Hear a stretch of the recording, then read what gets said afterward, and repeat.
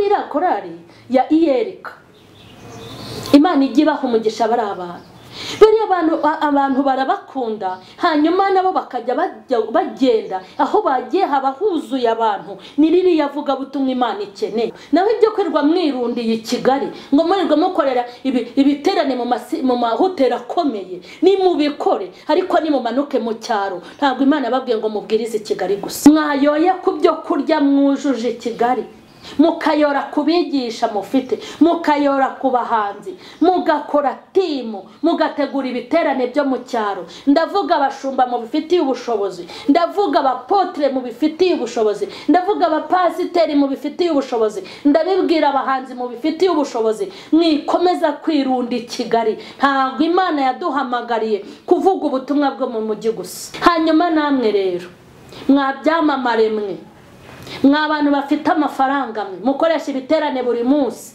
Nagira ngo nkubwire ngo ntabwo Imana yababwiye ngo mukoresha ibiterane hariya muri Serena gusa, muri sitade, ku Gisozi, muri ADPR, mu nyubako ya ADPR,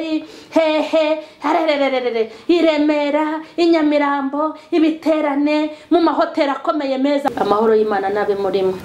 Ndabashuje mwebwe bari mu Rwanda nabo mu bihugu by'abaturanyi. Ndabashuhuje mwebwe bari mu bihugu by'amahanga hano hatandukanye aho mugenda mukurikirana M.Charlene official, kandi nkomeje kubabwira ngo nimukomeze mugubwe neza mu mwaka mushya. Ndabakunda n'Imana irabakunda. Nagiye mbabwira byinshi ko mbashimira ubufatanye bwanyu nanjye. Mwagiye mumpa inama, mwampaye ibitekerezo, mwambaye hafi, mwanteye courage, mwajyanye nanjye gutabara. Aho ngeze ntabwo mbikesha imbaraga zanjye gusa. Imana yabakoresheje iby'ubutwari kugira ngo nkomeze mvuge iby'Imana ishaka, kandi kugira ngo nkomeze mvuge n'iby'isi ikeneye. Hanyuma rero nababwiye yuko mu kiganiro nakoze ubushize nigeze nkora ikiganiro kivuga ukuntu abantu dukwiriye kugira ibintu duhindura. Dukwiye kugira ibintu duhindura. Narabibabwiye mu kiganiro ngo muzagitegereze, ndetse na mbere yaho mbabwira ukuntu ibintu dukwiye kwitwaza impamba y'uriya mwaka.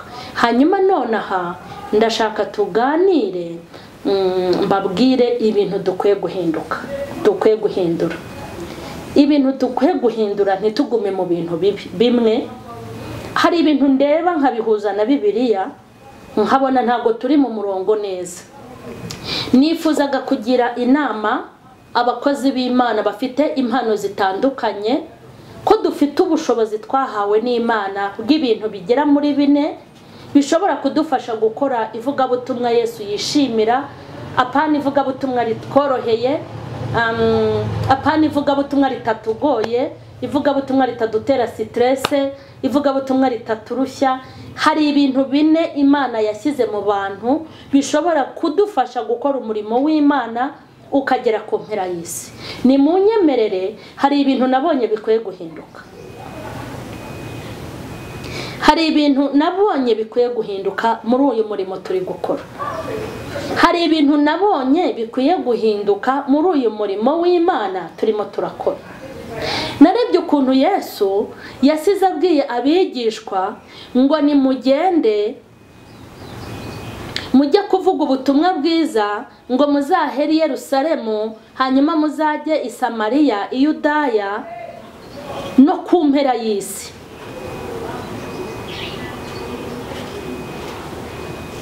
Ariko ndashaka mvuge ukuntu ivugabutumwa twahawe gukora twahinduye uburyo bwo kurikora. Ntabwo ivugabutumwa turi gukora ryemewe. Umva abakozi b'Imana, mwebwe birirwa badukomera mu mashyi, mumbabarire mbabwire ibi bintu. Birirwa badukomera mu mashyi, M.Charlene warakoze, runaka mukozi w'Imana, ariko dufite yeye, dore birirwa batugira gutya. Ni ukuri kw'Imana ihoraho. Ndababwiza ukuri ko ivugabutumwa twabwiwe ntabwo turi kurikora. Hanyuma wowe biri burebe ibi bintu, nubwo ari M.Charlene ubikubwiye akorewemo n'izindi mbaraga zitari izanjye, ubitega amatwi kandi ze kubyumva utuje, utari mu mubiri, utuje. uri busange hari ikintu ukwiye gukora. Ndashaka kubabwira ngo ivugabutumwa twategetswe na Yesu ntago turi kurikora. Ndivugira abantu batuye i Kigali kandi ni mwebwe ndi kubwira. Ivugabutumwa twabwiwe na Yesu ntago ari ryo turi gukora. Twifitiye ivugabutumwa ry'imibare yacu ijyanye n'icyerekezo. Twifitiye ivugabutumwa turi kwipangira ritatugora kandi ritukuramo inyungu zacu ku giti cyacu. Ariko ivugabutumwa ryo kujya guhindura isi, ivugabutumwa ryo kubwiriza ku mpera y'isi. Ushobora kwibwirira ngo ku mpera y'isi ni ukujya muri Amerika no mu bihugu by'abasilamu n'ahandi, ariko uturutse i Kigali hari ivugabutumwa ry'Icyangugu, hari ivugabutumwa muri hariya muri za Rubavu, hari ivugabutumwa hariya mu Mutara. Ibi byaro byose bigize igihugu cy'u Rwanda hari ivugabutumwa, ntago murarijyamo. Hanyuma ndashaka kubwira abakozi b'Imana ngo ivugabutumwa ry'i Kigali rirahagije. Ndumva nababwira ngo nimumanuke mujyane ubutumwa bwiza mu byaro. Ibyo kuzajya mwirirwa ngo muri mu biterane, nimushaka mupange ibiterane by'i Kigali, mupange n'ibyo mu cyaro. Ntabwo Imana yigeze ibaha ivugabutumwa ry'i Kigali gusa. Hato rero mutazajya mwirirwa muri icyo kinyenga. Hari umugabo umwe, hari umubyeyi umwe yigeze abwira abadepite, Imana imuha umugisha. Yarababwiye ngo nimumanuke musange abaturage mumenye ibibazo byabo mubikemure. Ibyo kuzajya mwirirwa mwicaye i Kigali, mwicaye mu ntebe z'ibyubahiro, mumanuke mubasange mubegere, mumenye n'ibibazo bafite mwageze kuri tere. Imana imuha umugisha. Hanyuma namwe rero mwabyamamare mwe, mwabantu bafite amafaranga mwe mukoresha ibiterane buri munsi. Nagira ngo nkubwire ngo ntabwo Imana yababwiye ngo mukoreshe ibiterane hariya muri Serena gusa, muri sitade, ku Gisozi, muri ADPR, mu nyubako ya ADPR, i Remera, i Nyamirambo, ibiterane mu mahoteli akomeye meza. Ni mumanuke mujye mu byaro mukora ibiterane. Mureke gukomeza kubeshya. Nibeshya ngo muri mwivugabutumwa. Nta vugabutumwa turi gukora. Ngiye kubaha urugero. Hari ibintu bine Imana yaduhaye, nabyanditse hano. Hari ibintu bine Imana yaduhaye bishobora gutuma tubwiriza ubutumwa bwiza bukagera mu cyaro, hantu batabona abigisha. Imana yaduhaye impano. Mureke mbabwire, hingamere ku mpano. Imana yahaye impano abantu yo kuririmba, ibaha amajwi meza. Ibaha amajwi meza, ibaha ubuhanuzi, abandi baha ijambo, abandi baha ubuhamya, abandi baha impuguro. Ibyo bintu mvuze bikeya bishobora gukurikirwa n'ibindi byinshi biri muri twebwe. Ibi bintu ni ibintu abantu bakenera. Ariko mureke mbabaze bakozi b'Imana, nta muturage ushobora kwigondera abasitare b'i Kigali. Ninde se? None se umusitari ari buguce miliyoni kandi uzi neza ko mu bijumba muri ya maturo yo mu cyaro, amaturo yo mu cyaro ni ibijumba n'amateke ku isoko ry'umugisha ugasanga babaze bakuyemo 3,500. Uwo muntu ntabwo azajya gutumira umusitari w'i Kigali. Kandi aba bantu mureke mbabwire, njyana na Theo bose babireba kubwiriza Nyamasheke, twahamaze icyumweru n'abandi bantu. Nabonye ukuntu abantu bakunda Theo, baragenda baramukunda, hamwe bitasabaga kuvuga ngo uri bubararike. Twajyaga hano mu gasantre, Theo yaririmba za ndirimbo ze za kera, zimwe mwirirwamo mubwira ngo ni incyura ariko bacyurira, ariko mujye mwagiye mureka. Nta muntu ushobora guhanga ibintu atanyuzemo, nta nubwo ari indirimbo z'incyuro kandi wumva ko ari incyuro. Burya ndashaka kukubwira ngo nuko uzi ko mubo yacyuriye urimo, ariko uzi ko utarimo mubo yabwiraga, ntabwo wavuga ngo ni incyuro. yakicara akaririmba, agatangira kuririmba, n'uri mu kabari akaza afite icupa, abagore bakaza, abantu bagahurura, nyuma yamara kubaririmbira nanjye nkahita mbaha ubuhamya nkababwiriza. Uwavuga ngo abantu bashaka kwihana n'ibande, ukabona barimo bararira, ukabona agahinda karabishe, mureke mbabwire. Nababwira ukuntu Imana igira neza, nababwira ukuntu nahuye n'akaga nkaza gucakirana na Yesu, nababwira ukuntu Yesu ari umupapa mwiza, nababwira ukuntu agira imbabazi, atanga ibyiringiro, akakugaruramo icyizere cyo kubaho. Nkababwira Yesu, abagore bagatangira kurira ndimo ndabireba. Nkababwira akaga nahuye nako, ariko nkababwira ukuntu Imana yakankuyemo, nkabakundisha Yesu. Najya kuvuga ngo abashaka gusengerwa, ukabona bose barambuye ibiganza, bagapfukama tukabasengera. Nitegereje ndareba, sanga i Kigali ivugabutumwa ryaho rihari, turi gukora ivugabutumwa ry'i Kigali tukahibanda, ariko nagira ngo mbabwire ngo Harahandi umurimo uri.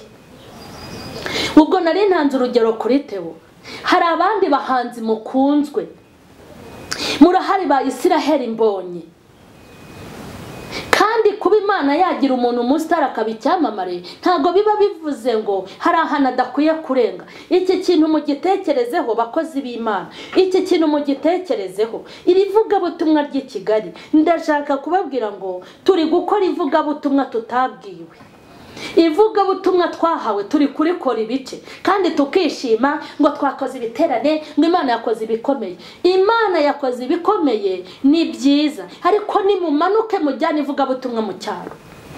Hari ahantu mwabwira ngo Israel mbonyi azahaza, abaturage bose bagashika bakaza kumva ubutumwa bwiza, hanyuma mukahita mubashakira n'umuvugabutumwa na runaka azaba hari, bakaza igiterane kikuzura, tukavuga ubutumwa bwiza. Niyo mpamvu ndi kubabwira ngo ubutumwa, ibiterane byo muri Serena ni mu bigabanye mu bijyane mu cyaro. Abasinzi, abantu barasinze, babuze umuntu ninde uri bubabwira Imana.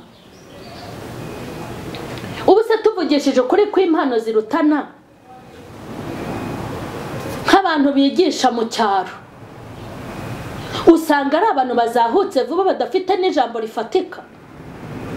Mujye mumenya neza ko Imana ifite ibintu yadushyizemo bitandukanye. Babandi babahora imbere, babandi nyine nabo babuze ahantu bigira baraho, ariko bakeneye abandi bantu bafite ibintu by'imbaraga, kuko ibyaha biri mu bantu bifite imbaraga. Bakeneye ijambo rifite imbaraga, bakeneye ubuhamya bufite imbaraga, bakeneye indirimbo zifite imbaraga, bakeneye abahanzi bafite imbaraga. Imana yahaye indirimbo nziza, bakeneye amakorari nka buriya korari ya iyereka. Imana ijya ibaha umugisha bari abantu.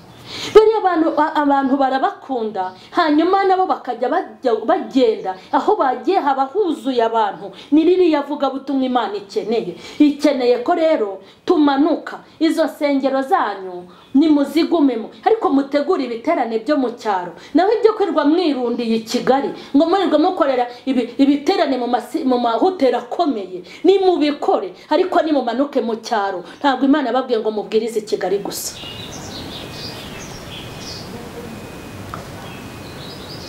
Mu cyaro hakeneye ivugabutumwa, mu byaro. Abanyakigali twebwe dufite amahirwe yo kubona insengero hafi yacu, tukagira amahirwe yo kubona abigisha basobanutse kuko dufite n'ubushobozi bwo kubatumira, tukagira amahirwe yo kubona abahanzi basobanutse kuko dufite n'ubushobozi bwo kubatumira, kandi dufite amahirwe naho tutajya mu nsengero dufite ikoranabuhanga. Bano bafite za mashini zabo muri biro aho bagenda bakurikirana ubutumwa bwiza. Abantu bafite amatelefone na mega zidashira bagahora online bareba ubutumwa bwiza, ariko mu cyaro ntago bihaba. Mu cyaro ntago bihaba, ntavuga ubutumwa riri kubageraho.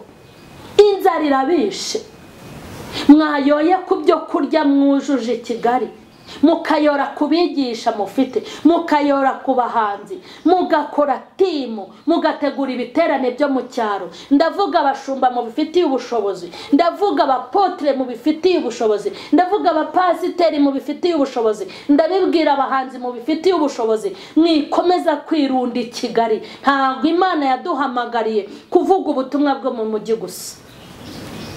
Rero narinje no kubibutsa yuko ivuga butumwa ry'i Kigali mvuze ngo ryarahashize cyangwa ntirihakenewe cyane, nirihakorwe gake, tumanuke tujye mu cyaro. Imana ibahe umugisha ababyumvise kandi batera inkunga ubutumwa bwiza bujye mu cyaro. Imana yatanze amafaranga. Nari maze kuvuga ngo ibintu Imana yaduhaye byadufasha ivuga butumwa ryo mu cyaro. Imana yatanze impano. Icya kabiri, Imana yatanze amafaranga. Icya gatatu, Imana yatanze icyubahiro. Ikindi nuko Imana yatanze n'abantu. Ibi bintu mbabwiye bigera kuri 4: impano, icyubahiro, amafaranga n'abantu. Ni ibintu bishobora kudufasha ivuga butumwa ryo mu cyaro. Ndabinginze bahanzi, bavuga butumwa, ba evangeliste international, bantu mufite isengero zikomeye, bantu mufite ubushobozi, ni mumanukane ivuga butumwa ryo mu cyaro. Ibi bintu byo kwirundira mu mujyi, byo kwitsindagira i Kigali, ibintu byo gukora ivuga butumwa ryo mu mujyi gusa, nje kubabwira ngo ntago ari Imana yaduhamagariye, nje kubabwira ngo ntago ari ko Yesu yatubwiye. Yaravuze ngo ni mugende Yerusalemu, mugende Samariya, mujyi Yudaya yose no kugera ku mpera y'isi. None mwebwe mwigumiye Yerusalemu mu murwa. I Samariya barabashaka, i Yudaya barabashaka, ku mpera y'isi barabashaka, barabakeneye. Ibyo biterane birakenewe mu byaro, birakenewe mu cyaro cyaherera abandi. Nimufate inkweto byiza, inkweto zashinga munono, nimuzicemo kabiri cyangwa mugure ngufiya, nimumanuke mwambara amakote, tujye kuvuga ubutumwa bwiza mu cyaro. Naho ubundi nimureke mbabwire, muzajya mwicara ngo mwakoze ibiterane. Imana ireba abantu inzara yarabishiriye mu cyaro, ntabwo bagira bababwiriza, ntibazanababona. Bakura hehe? Wajya gutumira runaka witwaje iki? Utuye mu cyaro udakorera n'igihumbi. Wajya gutumira uriya muhanzi ufite angahe? Ko nabo batoroshye burije ibiciro, ko bajya mu biciro da. Wajya guhagurutsa runaka umuhaye angahe? Wajya guhagurutsa runaka evangeliste international, ahubwo se nimero ye wayikurayo aba mu cyaro. Ko nabo ubwabo bazi kugagara, wagira ngo bafite umubumbe bibumbiyemo, wagira ngo sabana.